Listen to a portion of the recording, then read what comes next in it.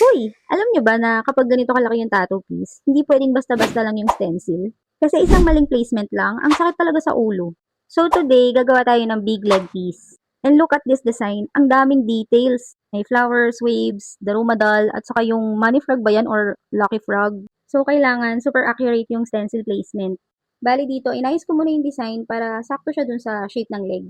Dati kasi, mano-mano pa ako mag-trace. Siyempre ngayon, kailangan natin mag-upgrade para mapadali yung mga trabaho natin. Bale, ito na yung gamit ko ngayon na tattoo printer. Ito nga yung ATS886 Professional Tattoo Stencil Maker. Pwede siyang Bluetooth or USB connection. Super convenient, lalo na kapag nagmamadali ka sa tattoo setup. Send lang yung design, then print. Ang bilis lang, walang hassle sa pag-transfer ng design. Since malaking leg piece siya, chine-check ko muna yung flow ng design around the leg para hindi awkward tignan once tattooed. Honestly, kapag malaki yung piece, malaking bagay talaga na clean and accurate yung stencil. Mas madali ko kasing nasusundan yung composition and details habang nagtatattoo. Dito nga natapos na kami sa lining. Then, nag-schedule kami ng another tattoo session for the shading.